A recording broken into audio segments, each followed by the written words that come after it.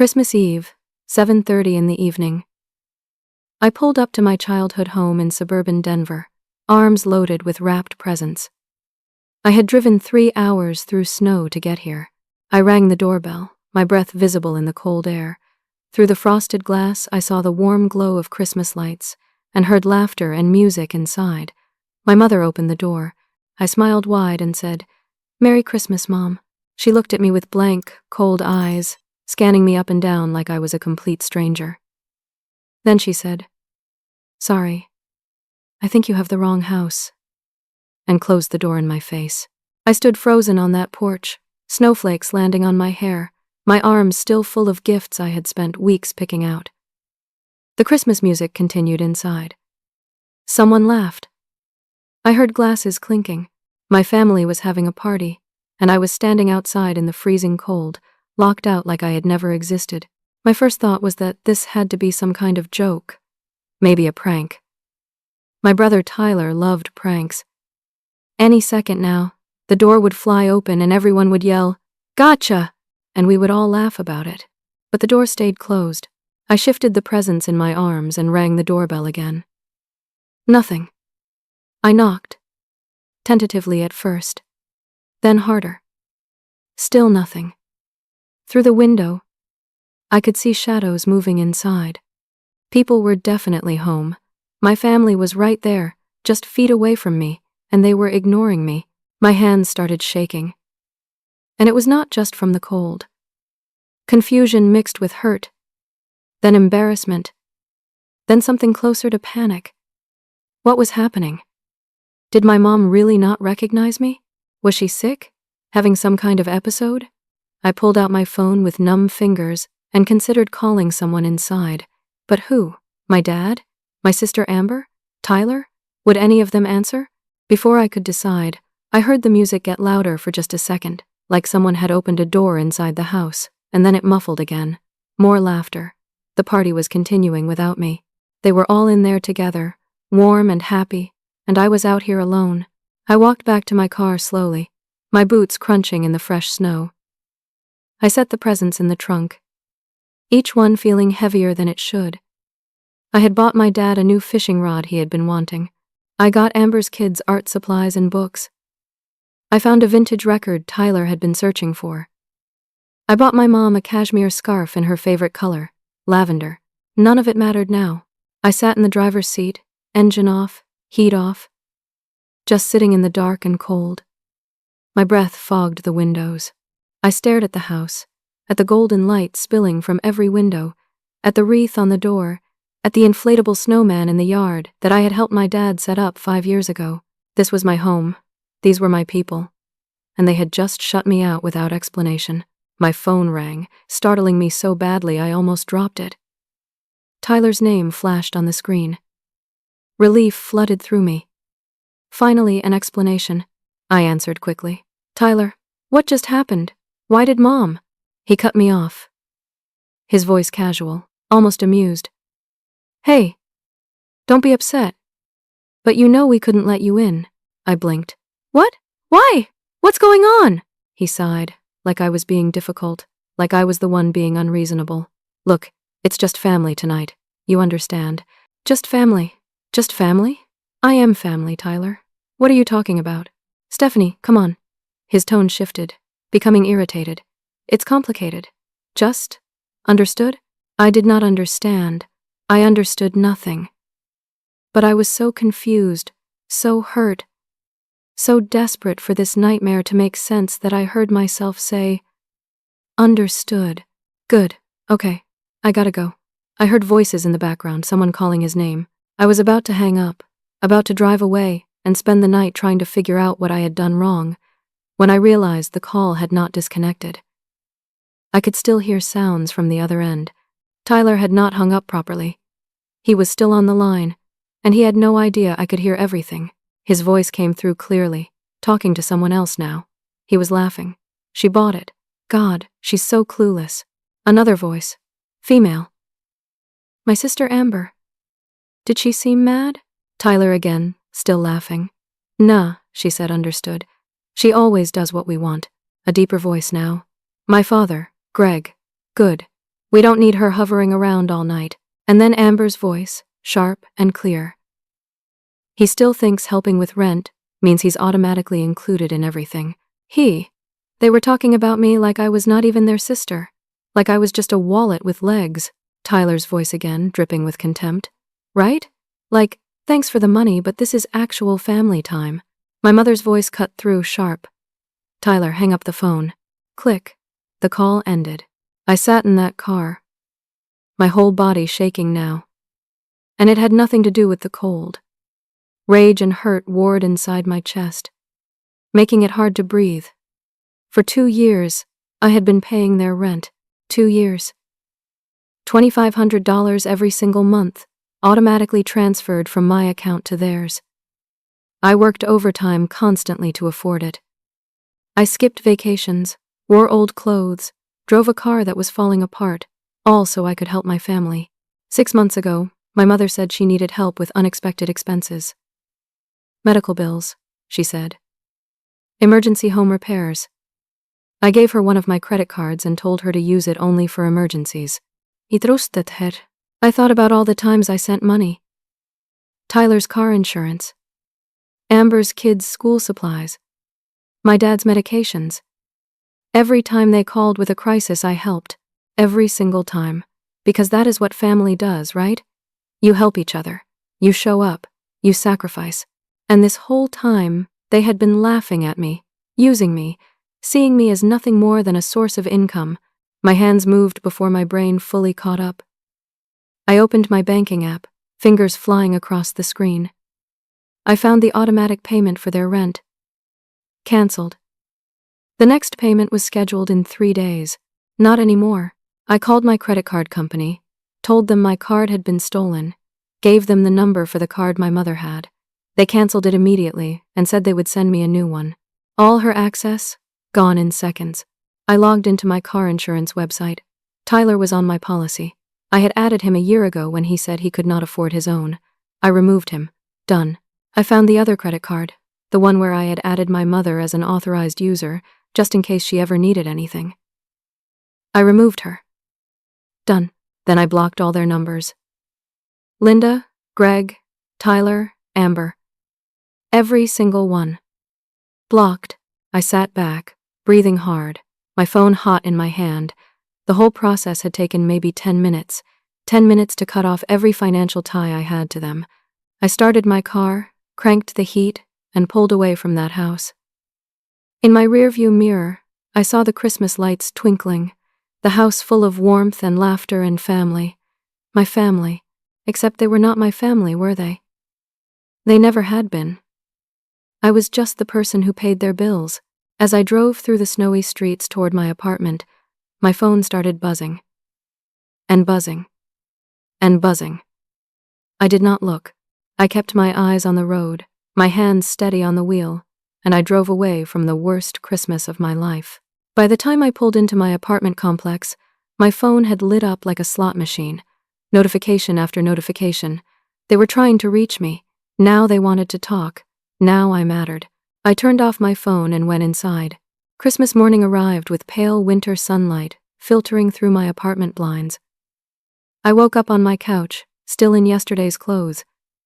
My phone charging on the coffee table. For one blissful moment, I forgot what had happened. Then it all came rushing back, and my stomach twisted into knots. I turned on my phone. The screen exploded with notifications.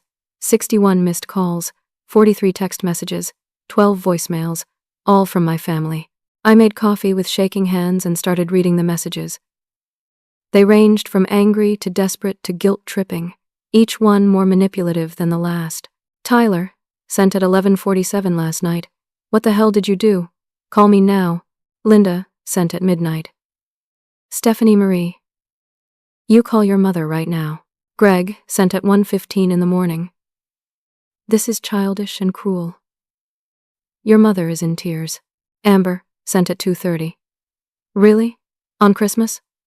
You're punishing the kids too? More messages poured in as the night went on, each more frantic than the last.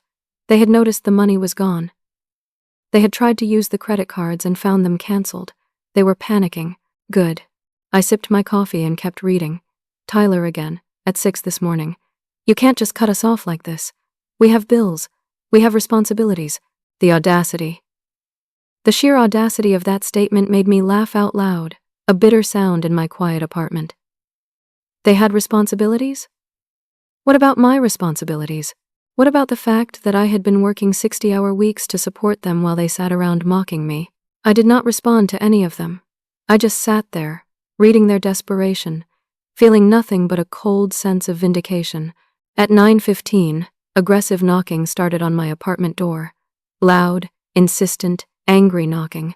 I looked through the peephole and my heart sank. All of them.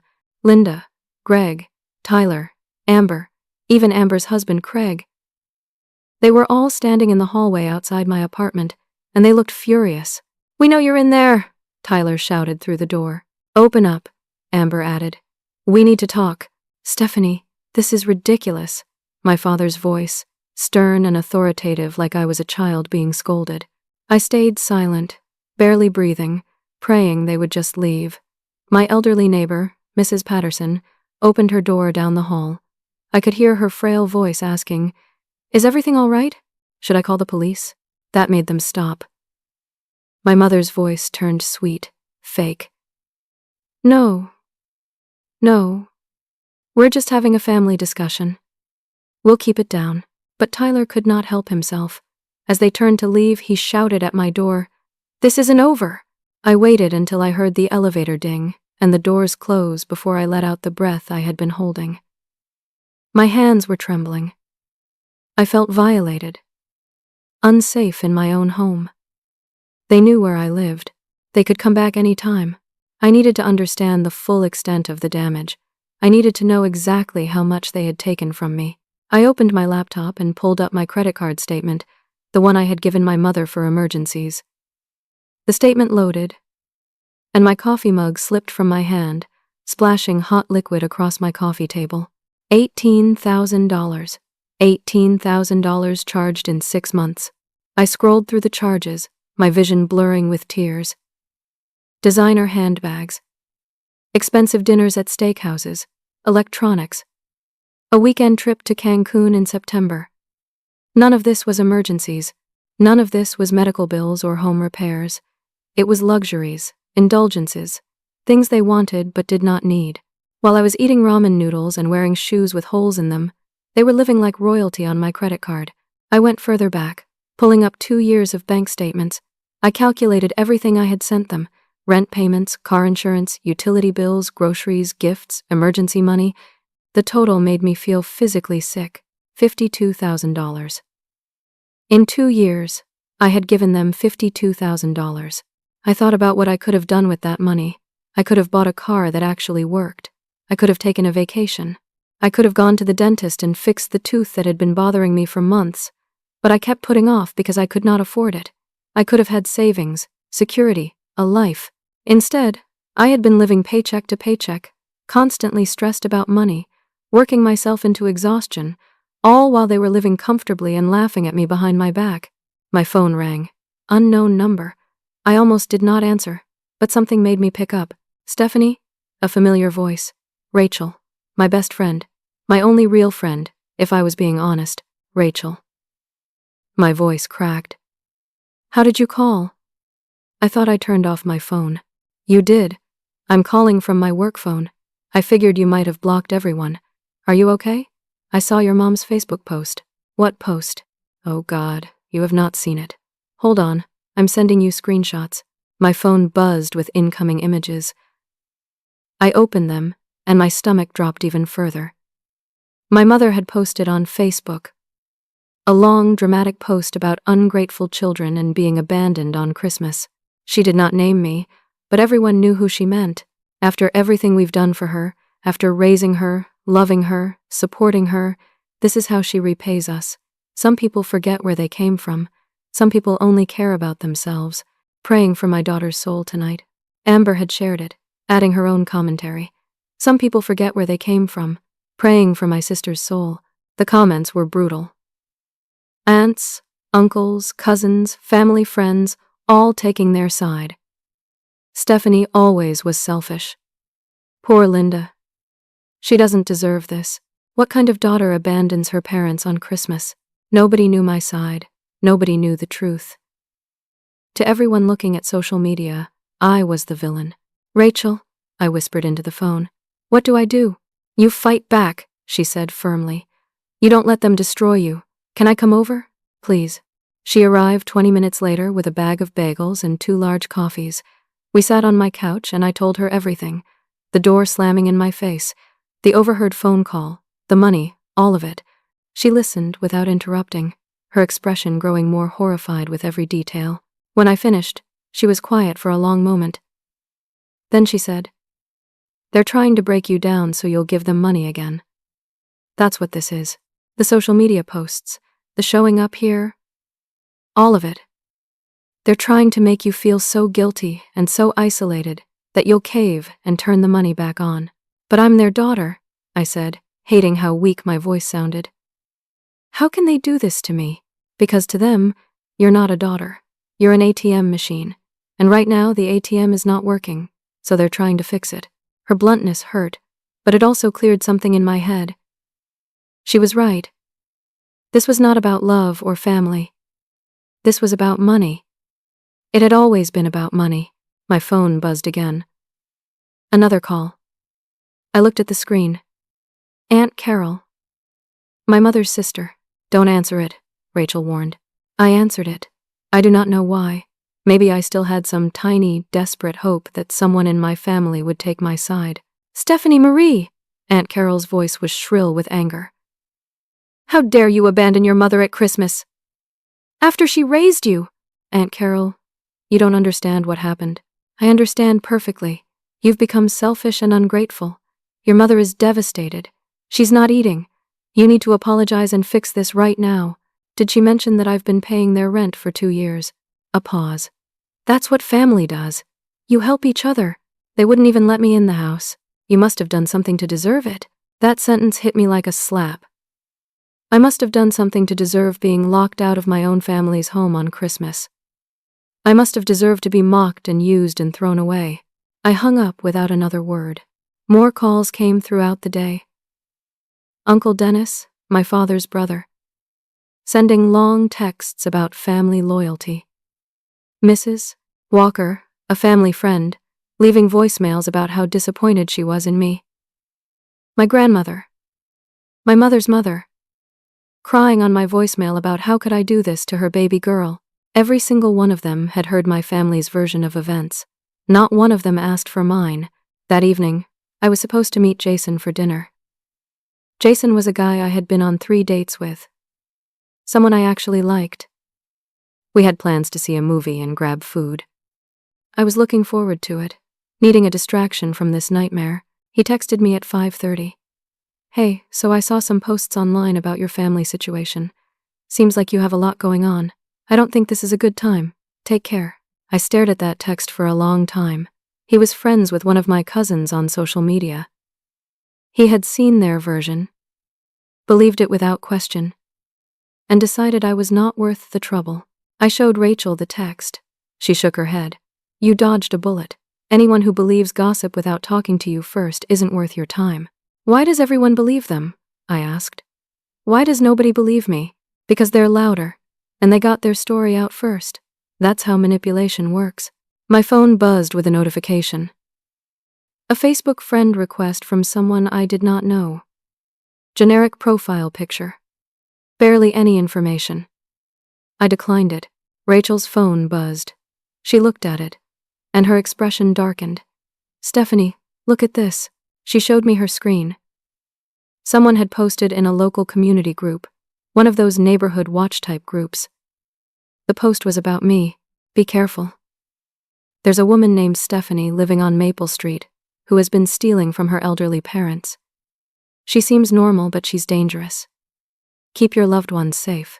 They were trying to destroy me in every possible way. My reputation, my relationships, my sense of safety. They were not just cutting me off. They were trying to make sure I had nothing and nobody. "What do I do?" I asked Rachel, feeling more lost than I had ever felt in my life. "You document everything," she said firmly. "Every text, every call, every post. You save it all. Because I have a feeling this is about to get much worse before it gets better. She was right. Late that night, after Rachel went home, I got an email. No message, just a subject line. You're going to regret this. It was from Tyler. I deleted it without opening it. Then I texted Rachel just to feel less alone. Thank you for being here, she responded immediately. Always. You're going to get through this. I promise. I wanted to believe her. But as I lay in bed that night, unable to sleep, all I could think about was how quickly everything had fallen apart. 2 days ago, I had a family. I had people I thought loved me. Now I had nothing but blocked numbers, hateful messages, and the sinking feeling that this nightmare was just beginning. The day after Christmas, I dragged myself to work.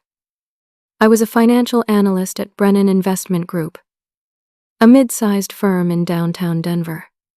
Normally, I loved my job. Numbers made sense to me in a way people never did. But that morning, walking into the office felt like walking through fog. My boss, Mr. Harrison, called me into his office at 10:15. He was a kind man, early 50s, someone who had always been fair to me. But when I sat down across from him, he looked uncomfortable. Stephanie, I need to talk to you about something delicate. My stomach dropped. Okay. I've received several phone calls yesterday and this morning from your family members. Oh no. Oh God, no. They're claiming you're having some kind of breakdown, that you're unstable, making irrational financial decisions, and they're worried about your mental state. I felt my face go hot with humiliation. Mr. Harrison, that's not true. We had a disagreement, and they're upset I stopped giving them money. This is retaliation. He nodded slowly. I'm inclined to believe you.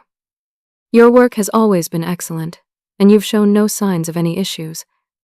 But I'm required to document these calls. They're in your file now. In my file?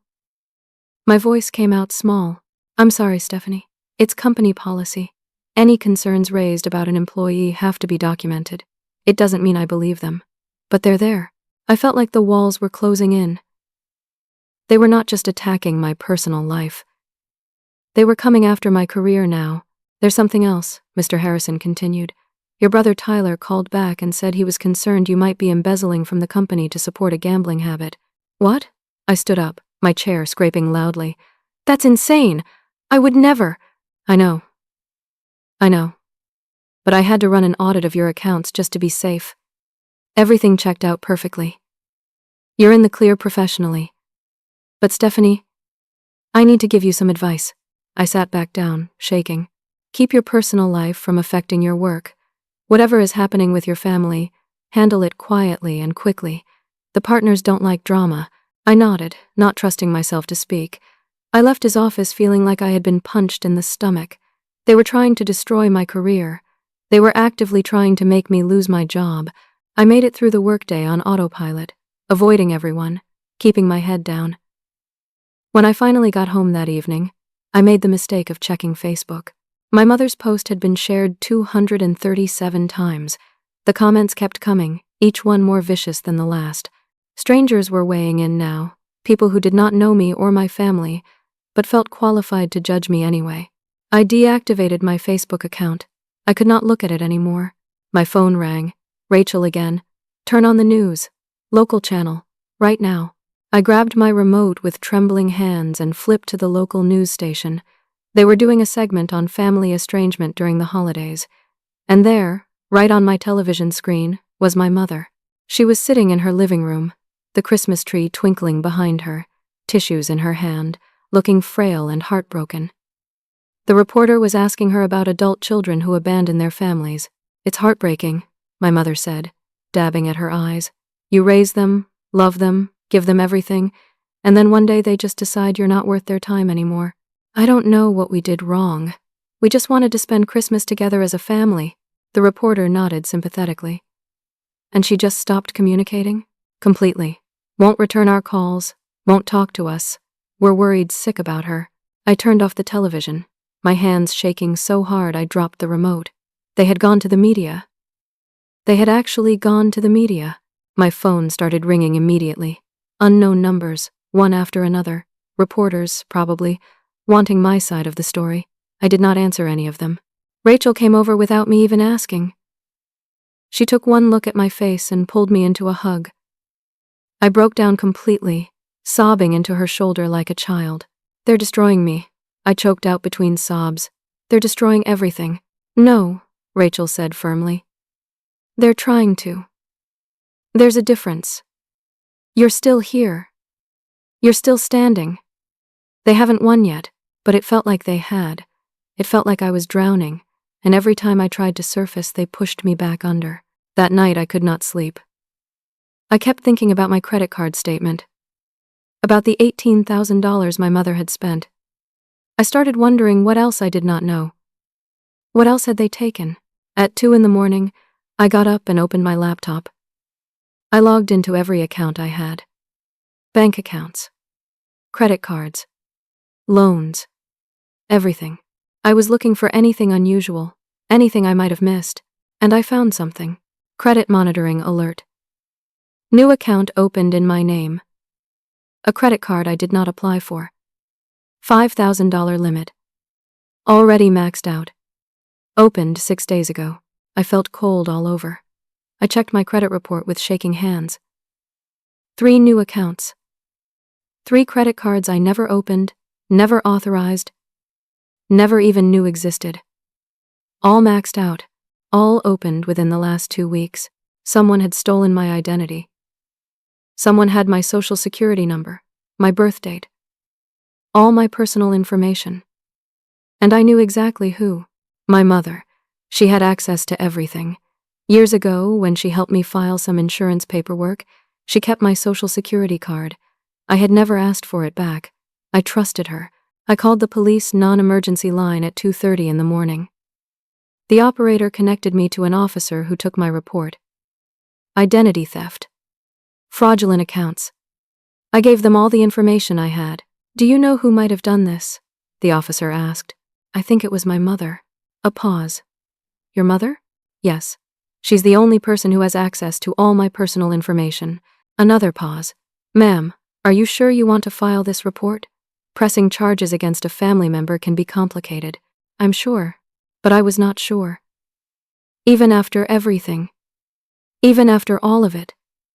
The idea of my own mother going to jail made me feel sick. But what choice did I have?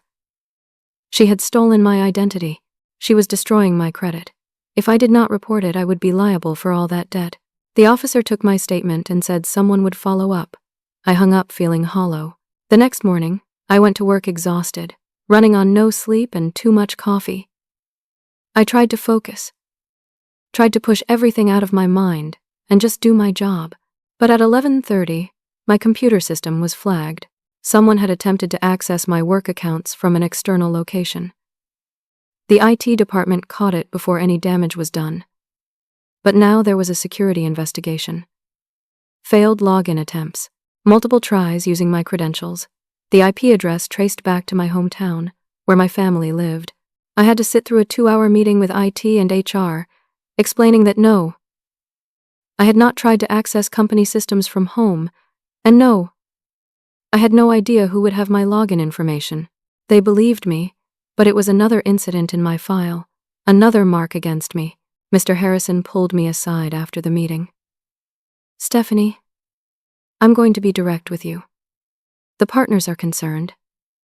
This is a lot of drama in a very short amount of time. I'm going to need you to take care of this situation immediately, or we'll have to discuss your future with the company." It was not quite a threat, but it was close.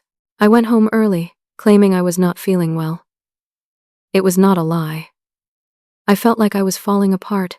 Messages kept coming, even though I had blocked their numbers. They found other ways. Email, social media. They created fake accounts to get around my blocks.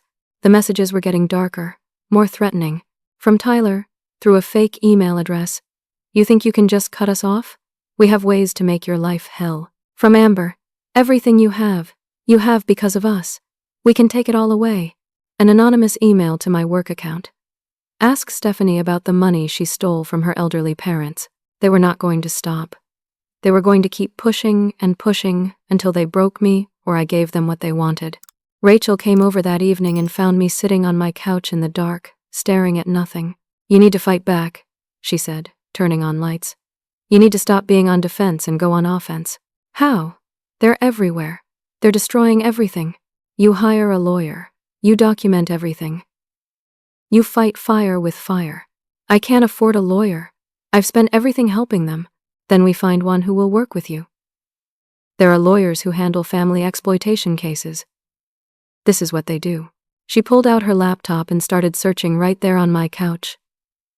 Within an hour, we had a list of 3 attorneys who specialized in family financial abuse cases. I called the first one the next morning. Her name was Patricia Herrera, and her voice was warm but professional. Tell me what happened, she said. So I did. All of it. Everything from Christmas Eve until now. It took almost an hour. When I finished, there was a long silence.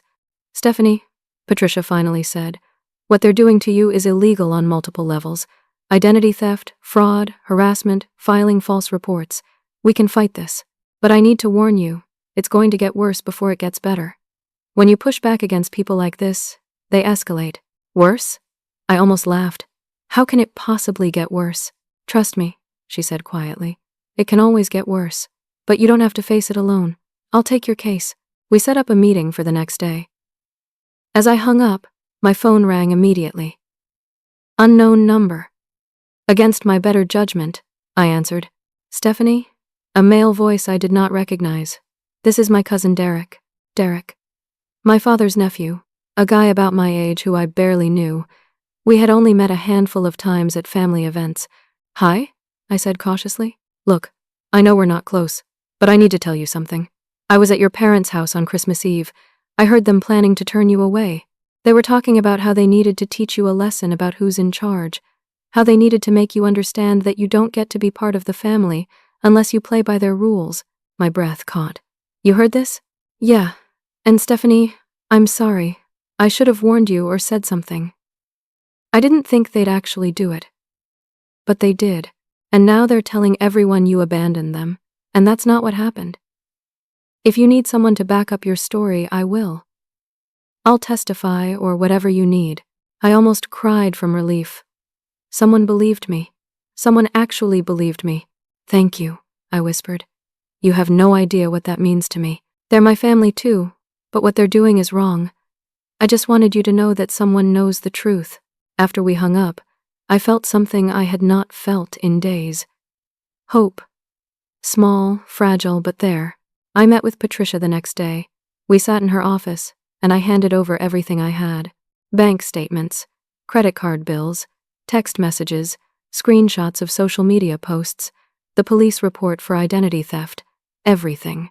She reviewed it all methodically, taking notes. When she finished, she looked at me seriously. Stephanie, this is one of the worst cases of family financial exploitation I've seen. But we have a strong case. We're going to fight back. And we're going to win. What do I need to do? Document everything from this point forward. Every call, every text, every encounter. Don't delete anything. And prepare yourself. Because when I send them a cease and desist letter, they're going to lose their minds. She was right. She sent the letter the next day.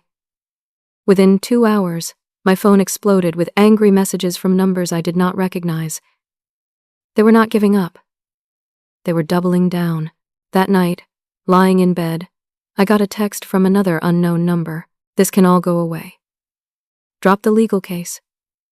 Admit you were wrong. Pay us $75,000. We'll drop everything.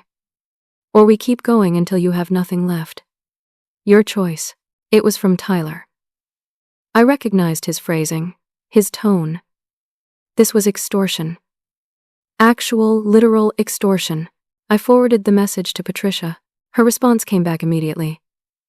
Perfect. They just gave us more evidence. Don't respond. Let them keep digging their own grave. I tried to sleep but could not. I kept thinking about that message.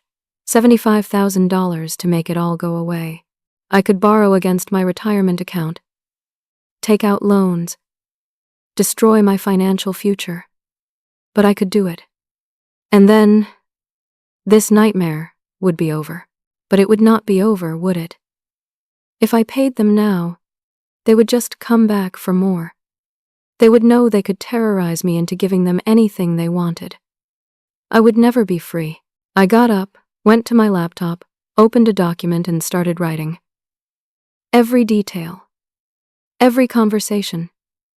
Every manipulation. Every lie. Everything they had done to me. Everything I could remember.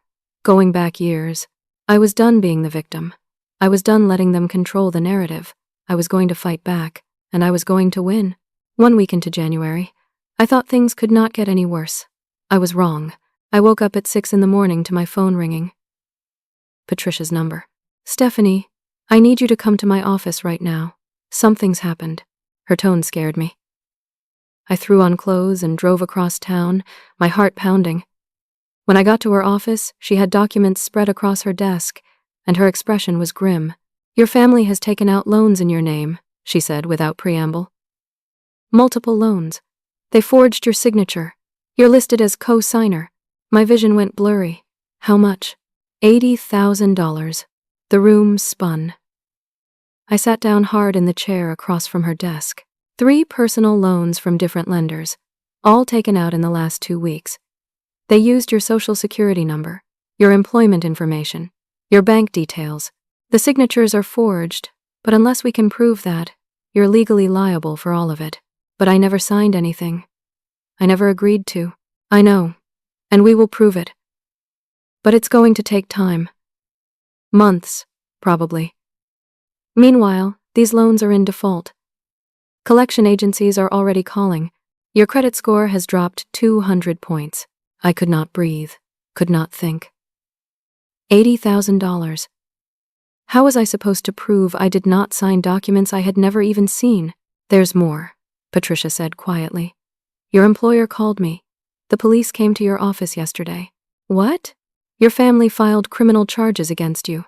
Elder financial abuse. They're claiming you stole $50,000 from them under false pretenses. This could not be real.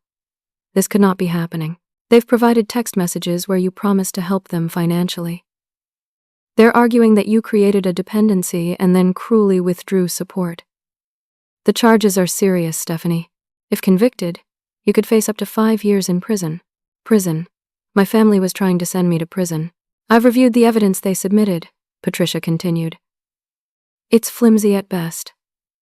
Text messages out of context. Emotional appeals. Nothing substantial. But the fact remains that charges have been filed. You'll need to be prepared for." The office door opened. 2 police officers walked in. "Stephanie Morrison?" one of them asked. I nodded, unable to speak. "We have a warrant for your arrest." Everything happened in slow motion. They read me my rights. Put handcuffs on me. The metal cold against my wrists. Led me out through the office lobby. Past receptionists and other clients who stared. Put me in the back of a police car like a criminal. At the police station, they took my fingerprints. Photographed me, full face and profile. Processed me like I was someone dangerous. Put me in a holding cell with concrete walls and a metal bench. I sat in that cell for 6 hours. 6 hours of fluorescent lights, and the smell of disinfectant, and the sound of other people crying or yelling or begging to make phone calls. 6 hours of feeling like my entire life had collapsed around me. Finally, Rachel posted my bail. $5,000 she did not really have but scraped together anyway. When I walked out into the cold January air, I felt like a different person. Something inside me had broken in that cell. Rachel drove me to her apartment. I could not go back to mine. I did not feel safe there. "They arrested me," I said, staring out the window. "My own family had me arrested." "I know. Patricia called me. She's working on getting the charges dismissed. She says it's all fabricated, but I was still arrested. That's on my record now. Even if the charges are dropped, it doesn't matter. Everyone will know." And everyone did know. By that evening, it was on the local news website. Financial analyst arrested for elder abuse. My name, my employer, everything. Public record. My phone buzzed. Email from Mr. Harrison, time-stamped an hour ago. "Stephanie, given the circumstances, your employment with Brennan Investment Group is terminated effective immediately. Your final paycheck will be mailed to your address on file." I read that email 3 times before the words fully sank in. I was fired. I had no job, no income. I was facing criminal charges and $80,000 in debt I did not create, and now I had no way to pay for any of it. Rachel took my phone before I could read more. No, you're not looking at any more bad news tonight. You're going to eat something, take a shower, and sleep. Tomorrow we figure out the next steps, but I could not eat, could not shower, could not sleep. I just sat on her couch, wrapped in a blanket, staring at nothing. My phone, which Rachel had put on the coffee table, kept buzzing. Messages coming in despite the blocks. People finding new ways to reach me. Rachel grabbed it, scrolled through, and her face darkened. Stephanie, you need to see this. More social media posts. My mother had updated her Facebook. Justice is finally being served. Thank you to everyone who supported us through this nightmare. Comments flooded in, all praising her, all condemning me. Amber shared it. The truth always comes out. My sister's true colors are showing. Tyler posted on his own page. Sometimes the people you trust most are the ones who hurt you worst. The local community groups were full of posts about me. Someone had shared my arrest photo. Someone else posted my address, warning people to stay away from this dangerous woman. I was being destroyed publicly, systematically, completely. They're trying to break you, Rachel said. They want you so desperate that you'll give them anything to make it stop. It's working, I whispered. My phone rang. Unknown number. Rachel almost didn't show me, but something made her pause. She answered. Put it on speaker. Is this Stephanie's phone?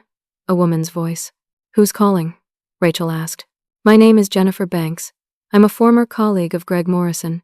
I saw the news about his daughter, and I needed to call. Okay, Rachel said cautiously. Greg and his wife, they did this to someone else. About 8 years ago. There was another young woman. I think she was his niece or something. They convinced her to help them financially, and then when she tried to stop, they destroyed her reputation just like they're doing to Stephanie now. She ended up moving out of state just to get away from them. I grabbed the phone. Can you testify to this? I can tell you what I know, but I don't have proof. It was years ago.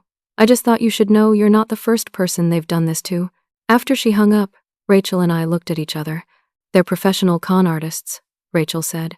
This is what they do.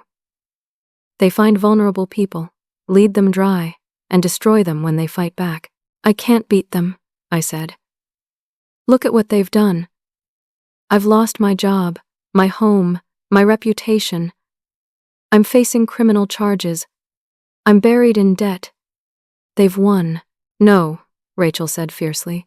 They haven't won until you give up, and you're not giving up. But I felt like giving up. God. I felt like just disappearing, changing my name, moving somewhere nobody knew me, and starting over from nothing. My phone buzzed again. Email this time.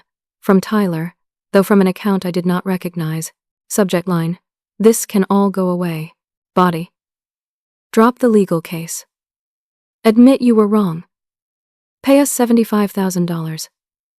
We'll drop the charges, call off the loans, make it all disappear, or we keep going until you have nothing left. Your choice. You have 24 hours to decide. I showed it to Rachel. She immediately forwarded it to Patricia. Patricia responded within minutes. This is extortion. Additional evidence. Do not respond. But the message sat in my inbox, taunting me. $75,000. I could sell everything I owned, borrow from my retirement fund, take out loans against my car, destroy my financial future completely. But I could maybe come up with that much money, and then it would all be over. The charges would disappear. The loans would go away. My family would leave me alone. Except they would not, would they? They would just do this again, and again, and again, because now they knew they could. I thought about my grandmother, the one who had left me a voicemail crying about how I had abandoned the family. I thought about Aunt Carol, yelling at me that I must have deserved being locked out. I thought about all the people who believed my family's lies without question. And I thought about Derek, the one person who had stood up for me, and Rachel, who had stuck by me through all of this. And Patricia, who believed in my case. I was not alone. Not completely. At midnight, unable to sleep, I got up and checked my bank account. I had $912 left. My savings were gone. drained by legal fees and bail money, and just trying to survive. I could not afford my apartment anymore. My 30-day notice was almost up. In 3 weeks, I would be homeless. I looked at Rachel, asleep on the other couch. She had already done so much for me. I could not keep imposing on her forever. My phone buzzed. Text from another unknown number. Heard you're in the hospital. Stressed? Just give us what we want and this all goes away. Wait. Hospital? I had not been to the hospital. What were they talking about? Then I realized. They were guessing. Fishing. Trying to make me paranoid. Trying to make me think they were watching me, tracking me, always one step ahead. Or they had access to something. My phone? My computer? Were they actually monitoring me somehow? I checked my banking app. Someone had attempted to transfer money from my savings account 15 minutes ago. The bank had flagged it as fraudulent and blocked it. But they had tried. They were still trying to access my accounts. How? I had changed all my passwords. I had 2-factor authentication. How were they still getting in? Then I remembered. Years ago, my mother had helped me set up my online banking. She knew my security questions. She knew everything. I spent the next 2 hours changing every security question, every password, every setting on every account I had. I enabled every security feature I could find. I was going to lock them out completely. At 3 a.m, exhausted and hollow, I finally tried to sleep. But every time I closed my eyes, I saw that holding cell, felt those handcuffs. Heard my family laughing about how clueless I was. My phone lit up one more time. Email from Patricia with a timestamp of 2:58 a.m. Subject: I have information you need to see. Body: call me first thing in the morning. I've discovered something about your family's financial history. This changes everything. I stared at that email, my heart pounding. What could she have found? What else was there? But my phone was dying, and I did not have a charger. Rachel's was a different brand. I would have to wait until morning. I lay back down on the couch, my dead phone on the coffee table, and stared at the ceiling until dawn. What else could they possibly do to me? How much worse could this get? I was about to find out. Morning came too soon. I borrowed Rachel's charger and called Patricia at 8 a.m. sharp. Stephanie, you need to come to my office right now. For the second time in 2 days, I made that drive with my stomach in knots. When I walked into her office, she had even more documents spread out than before. Sit down, she said. What I'm about to tell you is going to be difficult to hear. Saturday, I did not think I could feel any worse than I already did. I was wrong. I've been investigating your family's financial history, Patricia began. Court records, credit reports, public documents. Derek gave me some leads on where to look. Stephanie, your parents' house isn't just struggling financially. It's in foreclosure. Has been for 8 months. What? They're 3 months away from eviction. They haven't made a mortgage payment since May. But here's the thing. They own that house outright. Or they did. They took out a second mortgage 2 years ago, right around the time you started paying their rent. My mind was spinning. But they told me they were struggling with rent. They don't pay rent. They own the house. The money you've been sending them was never for rent. They were using it for other things. Lifestyle expenses, debt payments, because your parents are in massive debt, Stephanie. $150,000 between credit cards, personal loans, and that second mortgage. I felt sick. All this time, your brother Tyler has $30,000 in gambling debts. Your sister's husband lost his job 10 months ago. Nobody told you because they needed you to keep sending money. They were depending on you to keep them afloat. But if they needed the money so badly, why would they cut me off? Why turn me away on Christmas? Patricia pulled out more documents. Because they weren't just hoping for your monthly payments anymore. They were planning to ask you for something much bigger. Derek provided recordings. Recordings? She hit play on her laptop. Tyler's voice came through, clear as day. When Stephanie gets here tonight, we turn her away. She'll freak out. Then we tell her she can come back inside if she agrees to help with the real stuff. The big money. 50,000. Maybe more if we play it right. My mother's voice next. She's too soft. She'll do whatever we want if we just push the right buttons. My father. She owes us anyway. We raised her. Time for her to pay us back. With interest. I listened to my family plot to manipulate me, to emotionally devastate me, all so they could extort money from me. The recording was dated December 24th, 5 o'clock in the afternoon, 2.5 hours before I showed up at their door. Derek recorded this? I whispered. He felt something was wrong. He secretly recorded several conversations that night. This is just one of them. We have more. She played another clip. Tyler and Amber, talking after I had left. Amber. Do you think she'll really cut us off? Tyler. Nah, she's too weak. She'll panic and come crawling back within a week, begging to fix things. That's when we hit her with the big ask. $50,000 to pay off Dad's second mortgage. Maybe another 20 for my car debt.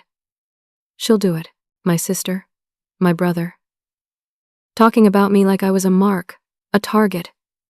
Someone to manipulate and use. There's more, Patricia said grimly. A lot more. But the most important thing is this. They've done this before. That woman who called yesterday mentioned something. I found the court records. Your father's sister, Janet Morrison. 3 years ago, she filed a restraining order against your parents. The court documents detail financial exploitation identical to what they're doing to you. She claimed they forged documents, stole from her accounts, manipulated her into giving them money.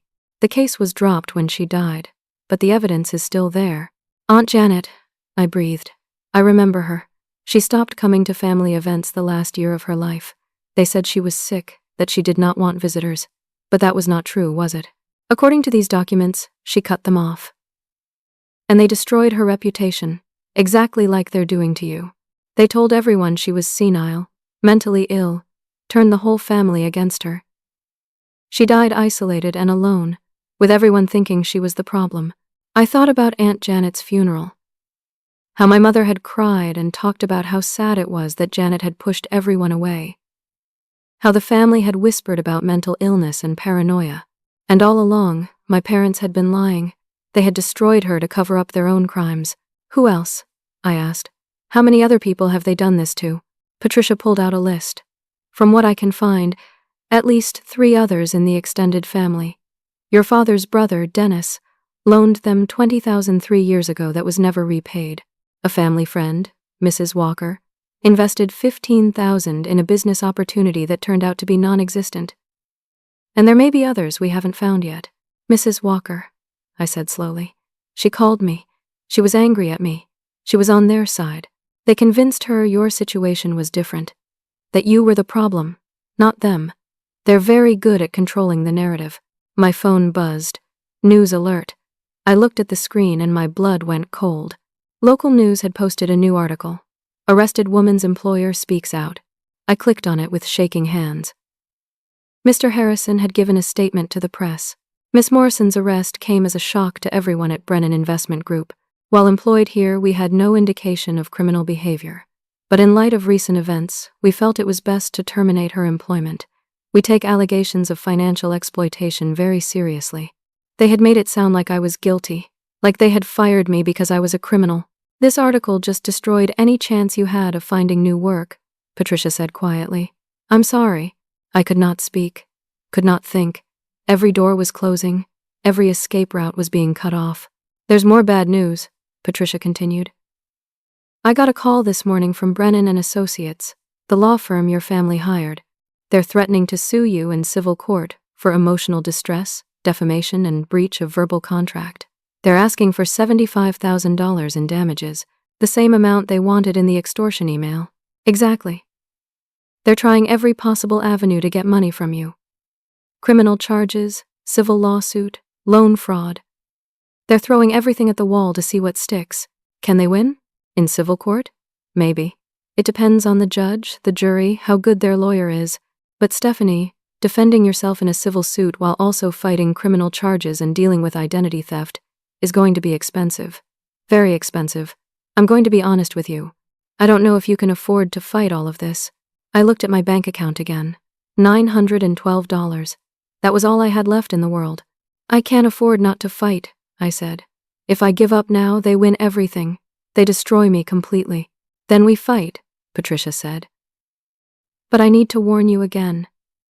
This is going to get worse. When we file our countersuit, when we present all this evidence publicly, they're going to escalate. They're going to do everything they can to break you. What else can they possibly do? I've lost my job, my home, my reputation. I'm facing criminal charges and buried in debt I didn't create. What's left? Patricia's expression was grim. Your safety. Your freedom. Your sanity. Never underestimate how far desperate people will go. I left her office feeling like I was walking in a nightmare. Everything she had told me was swirling in my head. My family were professional con artists. They had done this before. They had destroyed Aunt Janet and probably others. And now, they were destroying me. I could not go back to my apartment. The 30-day notice was up in a week. And I had nowhere to go. And no money to pay for anywhere else. I drove to my apartment anyway, needing to pack up my things. When I pulled into the parking lot, I saw them. My entire family. Linda, Greg, Tyler, Amber, even Amber's kids. They were standing by my apartment door, waiting for me. I almost drove away. But something made me park, made me get out of the car, made me walk toward them. There she is, Tyler said, his voice dripping with false cheer. The criminal. Go away, I said, my voice steadier than I felt. You're not welcome here. Linda stepped forward, tears in her eyes. Sweetheart, please. We can work this out. Just drop the lawyers. Drop the charges. And we can be a family again. We were never a family, I said. I was just your ATM machine. Greg's expression hardened. You owe us, Stephanie. We raised you, fed you, clothed you. You owe us everything you have. I don't owe you anything, and I'm done. You'll be sorry, Amber hissed. We're not done with you. Not even close. My neighbor, Mrs. Patterson, opened her door. I'm calling the police, she called out. My family scattered quickly, not wanting to deal with cops. But Tyler turned back, his expression dark with rage. This isn't over, he said. We're going to take everything from you. Everything. I watched them leave, my whole body shaking. Mrs. Patterson came over, her face creased with worry. Are you okay, dear? I've been so worried about you. All those awful things on the news. It's all lies, I said. Everything they're saying about me is lies. I believe you, she said simply. I've known you for 3 years. You're a good girl. Whatever's happening, I hope you come out on top. Her kindness made me want to cry. One person in this whole mess who believed me without question. I went into my apartment and started packing. I did not have much. Most of my furniture had been cheap second-hand stuff. I could leave it. I just needed my clothes, my documents, my laptop, the few things that actually mattered. As I packed, my phone buzzed constantly. Messages from blocked numbers. Emails from accounts I did not recognize. My family and their flying monkeys, refusing to leave me alone. One email caught my attention. Subject line, final warning. I opened it. Stephanie, this is your last chance. Pay us the $75,000 by Friday, or we release everything. Every embarrassing photo. Every personal secret. Every piece of information we have on you. We'll make sure you can never work again. Never date again. Never have any kind of normal life. Your choice. They were threatening to publicly humiliate me, to spread personal information about me across the internet, to make sure I could never recover from this. I forwarded the email to Patricia. Her response was immediate. More evidence. They keep incriminating themselves. This is good for us. But it did not feel good. It felt terrifying. That night, I slept on Rachel's couch again. Or tried to sleep. Mostly, I just lay there, staring at the ceiling, wondering how my life had fallen apart so completely in just 3 weeks. 3 weeks ago, I had a job, a home, a family. Now I had nothing but debt, criminal charges, and an uncertain future. My phone buzzed at midnight. Text from yet another blocked number. Can't sleep? We know where you are. We're always watching. My heart started racing. Were they actually watching me? Or was this just more psychological warfare? I got up, looked out Rachel's window at the street below. It was empty. No cars I did not recognize. Nobody standing on the corner. But I felt exposed, vulnerable, like I was being hunted. I went back to the couch, but I did not sleep. I just watched the door, waiting for something to happen, for the next terrible thing they would do to me. At 3 in the morning, I checked my email again. Message from the bank. Someone had tried to make a large withdrawal from my checking account. The bank blocked it and flagged it as fraud, but they had tried. They were still trying to drain me financially, still trying to access my accounts despite all my security changes. How were they doing this? What did they have access to that I did not know about? I started going through my accounts again, checking for anything suspicious. That's when I found it. An app on my phone I did not remember downloading. A tracking app. Someone had installed tracking software on my phone. I deleted it immediately, my hands shaking. They had been tracking my location, watching where I went, probably reading my texts, my emails, everything. How long had it been there? How much had they seen? I felt violated in a way I could not even describe. My own family had been spying on me, stalking me digitally. I called Patricia despite the early hour. She answered on the second ring. They installed tracking software on my phone. I blurted out, "Do you still have it? Can you show me?" "I deleted it. I'm sorry. I just panicked and deleted it." A pause. "It's okay. But from now on, before you delete anything suspicious, screenshot it and send it to me. Every piece of evidence matters." "How much more of this can there be?" I asked. "How much more can they possibly do?" "I don't know," she said honestly. "But Stephanie, I need you to hold on. We're building a strong case. We have the recordings from Derek, the financial records, the email threats, everything. We're going to expose them. But you have to hold on just a little bit longer." "I don't know if I can." "You can. Because the alternative is letting them win. And they don't deserve to win." I hung up and sat in the dark, Rachel sleeping on the other couch, and I made myself a promise. I would hold on. I would survive this. And when it was over, they would pay for every single thing they had done to me. But I had no idea just how much worse things were about to get. Friday morning. I had 3 more days before my apartment lease was up, nowhere to go, and less than $1,000 to my name. Patricia had scheduled an emergency court hearing to address the criminal charges, but it was not for another week. I was at Rachel's apartment when my phone rang. Derek's number. "Stephanie, I need to talk to you. Can we meet somewhere public?" We met at a coffee shop downtown. Derek looked nervous, fidgeting with his cup. "I've been getting threats," he said quietly. "From the family. They know I helped you. They're saying if I testify, they'll destroy me too. Make sure I lose my job. Ruin my marriage. Everything. Derek, I'm so sorry. I never meant to drag you into this." "No, I want to help. I'm not backing down. But I needed to warn you. They're planning something big. I heard them talking yesterday. They're going to try to get you committed to a psych ward." "What?" "They're going to claim you're mentally unstable, a danger to yourself and others. They've already talked to a doctor. Someone my dad knows, who will sign the paperwork.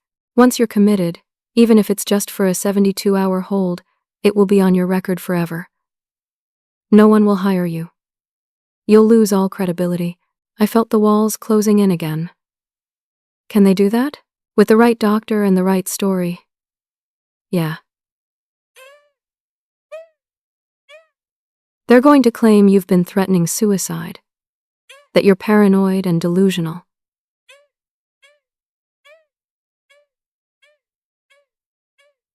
Getting arrested, losing your job, all of it.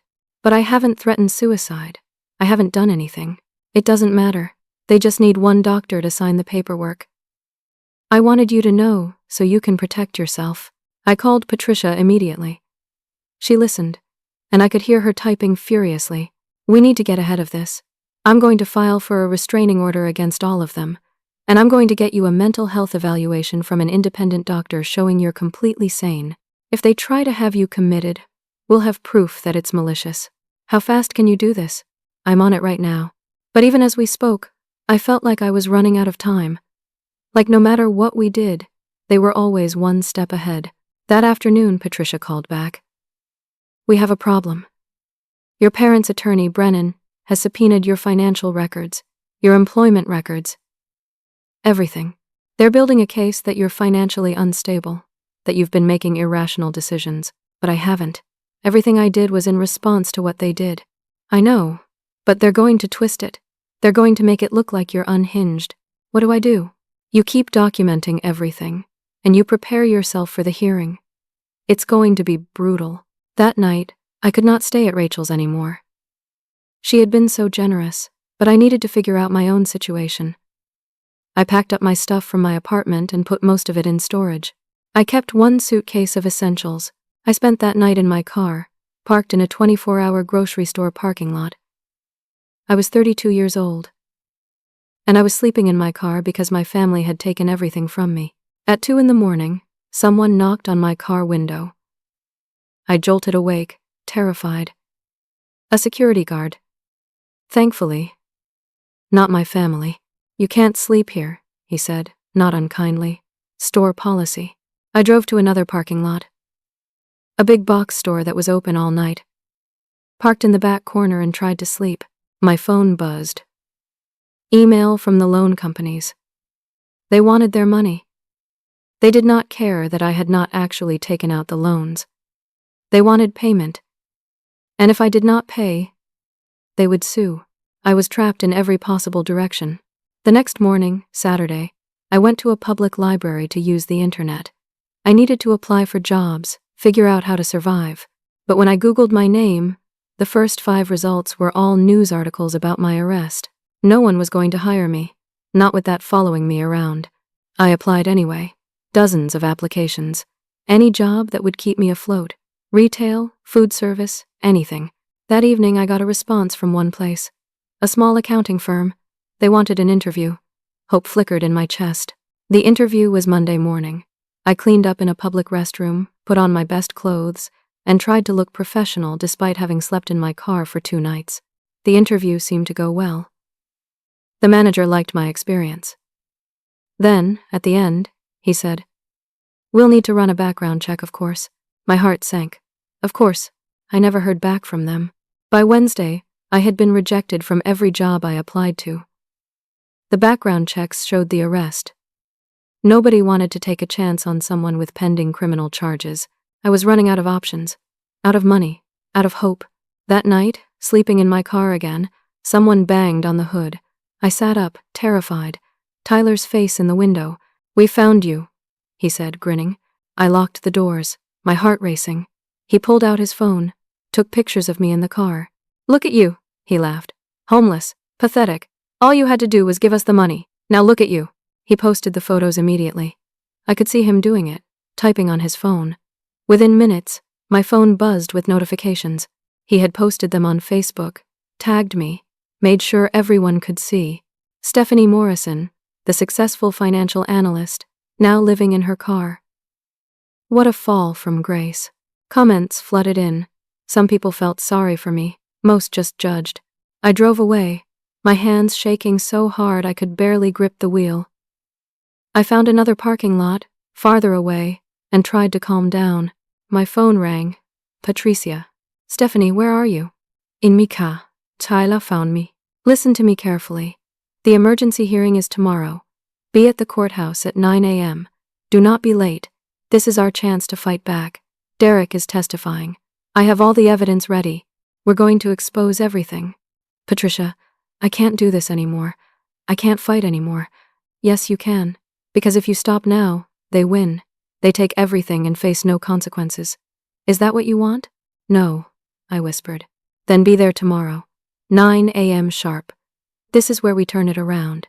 I spent the night in my car, unable to sleep, trying to prepare myself mentally for what was coming. At 7 a.m., I cleaned up in a gas station bathroom, put on my court clothes, tried to look like someone who had her life together, instead of someone who had been destroyed. At 8:45, I walked into the courthouse. Patricia was waiting with Derek and 2 other people I did not recognize. "Stephanie, these are 2 of your family's previous victims. Mrs. Walker and Uncle Dennis. They've agreed to testify about their experiences." Mrs. Walker, who had called me angry just weeks ago, looked at me with tears in her eyes. "I'm so sorry I didn't believe you. They did the same thing to me. I should have known." Uncle Dennis nodded. "Your father has been pulling this scam for years. I'm done protecting him. We walked into the courtroom together. And there, on the other side, sat my family. Linda, Greg, Tyler, Amber. All dressed nicely. Playing the part of concerned, victimized parents, Judge Catherine Monroe entered. We all stood. "Let's begin," she said. And for the first time in weeks, I felt like maybe, just maybe, I had a fighting chance. The hearing began, and my family's attorney Brennan spoke first. He painted a picture of devoted parents cruelly abandoned by their unstable daughter. He showed the text messages where I had promised to help them. He talked about how I had suddenly cut off all support without warning, leaving them in financial ruin. It sounded convincing.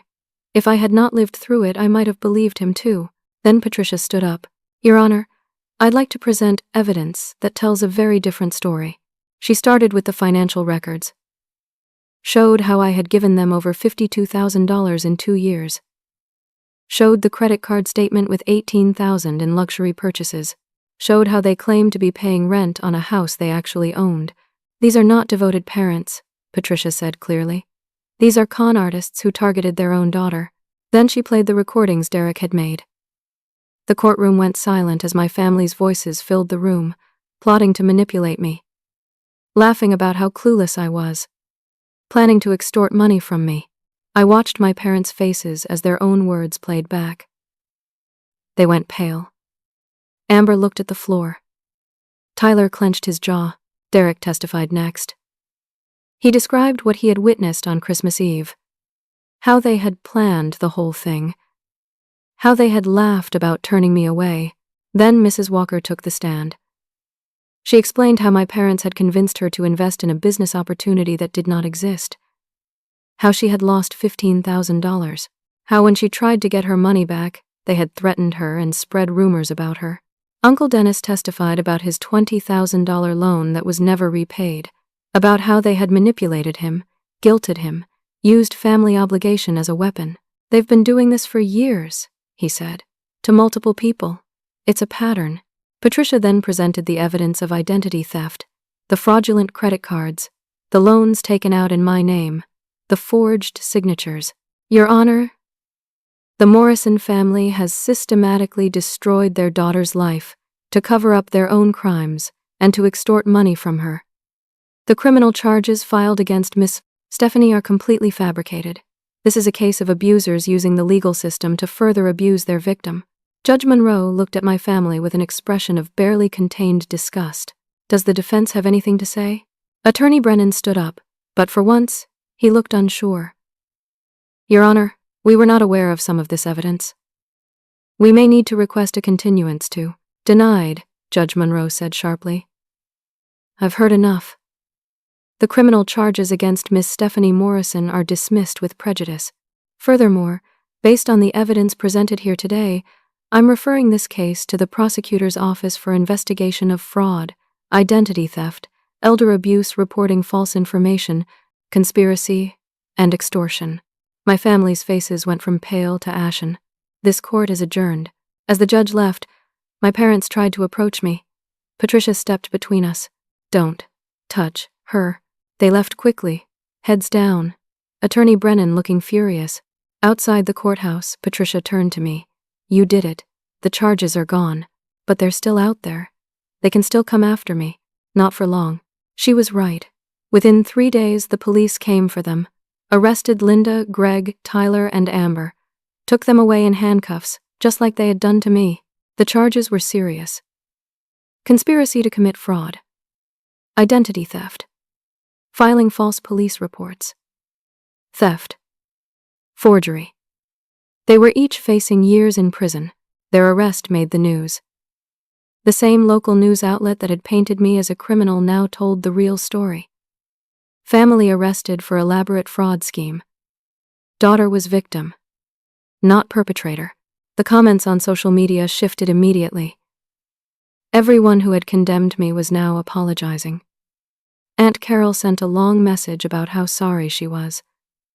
My cousins called, wanting to make amends. Even Jason, the guy who had ghosted me, sent a message asking if we could talk. I did not respond to most of them. Their apologies felt hollow. Where were they when I needed them? But some good things happened. Mr. Harrison called personally. "Stephanie, I owe you an enormous apology. Your job is here waiting for you if you want it back." "Thank you," I said. "But I don't think I want to come back." "I understand. If you ever need a reference, I'll give you the best one I can write." A bigger firm across the state reached out. They had seen the news coverage. They wanted to offer me a position. Better pay. Better title. A fresh start in a new city. I accepted immediately. The fraudulent loans were canceled. The credit card companies removed the false charges. My credit scores started climbing back up. Patricia helped me file a civil lawsuit against my family for damages. We won. The court awarded me $125,000. They did not have it, but the court would garnish their wages for the rest of their lives. Their house sold in foreclosure. I got a portion of that money too. I was not rich, but I was stable again. For the first time in months, I could breathe. My family eventually pleaded guilty to avoid trial. Linda and Greg got 2 years in prison. Tyler got 4 years because he had masterminded most of it. Amber got probation and community service because she cooperated and testified against the others. They lost everything. Their house, their possessions, their reputation. The extended family shunned them. They became a cautionary tale in the community. Before they went to prison, I did something I needed to do. I visited my mother in jail. She tried to manipulate me immediately. "Sweetheart, please, I'm your mother. Surely you can forgive." I cut her off. "I'm not here for you. I'm here for me. I needed to see you one more time to know that I made the right choice. And I did. You taught me what family isn't supposed to be. You showed me that blood doesn't mean loyalty or love. Thank you for that lesson. I'm free now." She cried, begged, apologized, said she loved me. I felt nothing. No anger, no sadness, just peace. I walked out of that jail and never looked back. 6 months later, I stood in my new apartment in Portland, Oregon. Sunlight streamed through the windows. I had decorated it exactly how I wanted. Plants on the windowsills. Art on the walls. Furniture I had picked out myself. It felt like home in a way my old life never had. My new job was challenging but fulfilling. My coworkers were kind. My boss respected me. I was earning good money again, rebuilding my savings, planning for a real future. I was in therapy, working through the trauma of what my family had done to me. Some days were hard. Some days I woke up anxious, expecting another crisis. But slowly, I was healing. Derek and I had become close. He was the one family member who had stood by me, and we built a real, honest relationship. He visited sometimes, and we would have dinner and actually talk like real family should. Rachel remained my best friend. She flew out to visit me, and we laughed about how far I had come. "Remember when you were sleeping in your car?" she said. "Look at you now." I had started dating again, cautiously. A teacher named Daniel. He was kind, honest, patient with my trust issues. We were taking things slow, but I was learning that it was okay to let people in again. Not everyone was going to hurt me. The trauma had changed me, but not in the way my family had intended. I was stronger now. I knew my worth. I knew I did not owe anyone access to my life, my money, or my heart just because we shared DNA. One evening, I sat down and recorded a video on my phone, just for myself. I needed to articulate what I had learned. For years, I thought love meant sacrifice, I said to the camera. I thought being a good daughter meant giving until I had nothing left. I thought if I just loved them enough, helped enough, gave enough, they'd finally see my worth. But here's what I know now. You can't earn love from people who see you as a transaction. Real family doesn't weaponize your kindness. Real love doesn't come with conditions. I spent so much energy trying to be enough for people who would never think I was enough. But I was always enough. They were the problem, not me. Walking away wasn't cruel. Staying would have been. I played it back, and for the first time, I really believed those words. Christmas Eve came around again. 1 full year since that terrible night, when my mother closed the door in my face. But this Christmas Eve was different. Derek came over with his wife and kids. Rachel flew in with her boyfriend. Daniel was there, helping me cook dinner. A few colleagues from work I had become close with. Even Mrs. Patterson, my old neighbor, had made the trip to visit. We gathered around my table, All these people who genuinely cared about me. We were laughing, eating, exchanging small gifts. The kind of Christmas I had always wanted. Someone asked me to make a toast. I raised my glass. To the family we choose. To the people who see us, value us, and love us for who we are. To second chances and new beginnings. Everyone clinked glasses. The sound was beautiful. I looked around the room at these people. My chosen family. The ones who had stood by me when everything fell apart. The ones who loved me not for what I could give them, but for who I was. My phone buzzed. A blocked number. A text from someone I did not know. I glanced at it, then turned my phone off completely. Not today. Not ever again. Rachel caught my eye and smiled. She knew what I had just done. She raised her glass to me privately, and I raised mine back. Derek's youngest daughter tugged on my sleeve. Aunt Stephanie, can we make cookies? Aunt Stephanie. I liked the sound of that. Of course we can. We went into the kitchen together, and she chattered away about school and her friends and everything that mattered to a 7-year-old. I listened, really listened, and helped her mix ingredients for sugar cookies. Daniel came in, put his arm around my waist, kissed my temple. You okay? He asked quietly. Yeah, I said, surprising myself by meaning it. I really am. Later, after everyone had left and I was cleaning up, I found myself at the window, watching snow fall gently over Portland. So different from that awful night in Denver a year ago. So far from where I had been. I thought about my family sitting in prison, about the choices they had made, about the consequences they were finally facing. I did not feel triumphant or vengeful. I just felt free. Free from their manipulation. Free from their control. Free from the belief that I had to sacrifice myself to earn love. I whispered to my reflection in the dark window. I did it. I'm free. And I was. Real family, I had learned, is built on respect, honesty, and unconditional love.